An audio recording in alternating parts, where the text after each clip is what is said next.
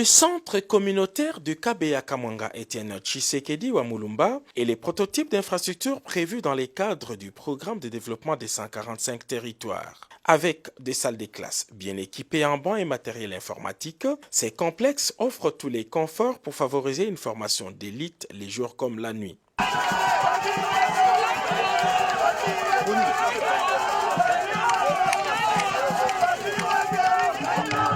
C'est dans une effervescence naturelle que le président de la République, Félix-Antoine Tshisekedi Tshilombo, est venu couper les rubans symboliques de ce centre pilote de Kabeya Kamwanga. Le chef de l'État, Félix-Antoine Tshisekedi Tshilombo, a fait le tour des propriétaires de cette école qui symbolise le développement à la base. Les élèves de Kabeya Kamwanga bénéficieront, en plus des salles de classe modernes, d'un point d'adduction d'eau potable,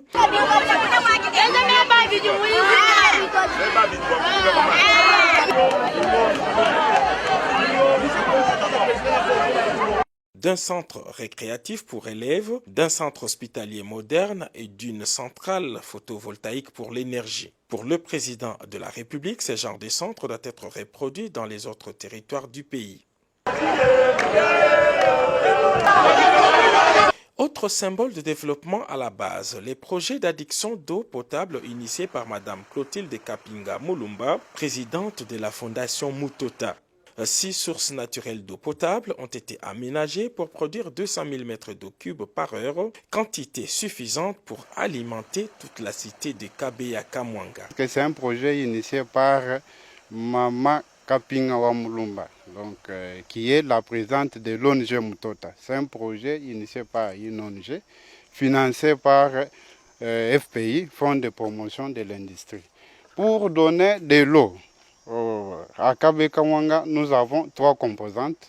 La première composante, c'est là où nous sommes exactement, à la source. Nous avons capté, regroupé plusieurs sources. On en a regroupé 6 pour avoir un début par air de 200 000 litres d'eau.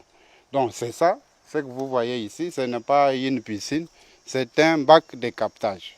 Ça, c'est une eau naturelle, ce sont des sources artésiennes. C'est une source intarissable.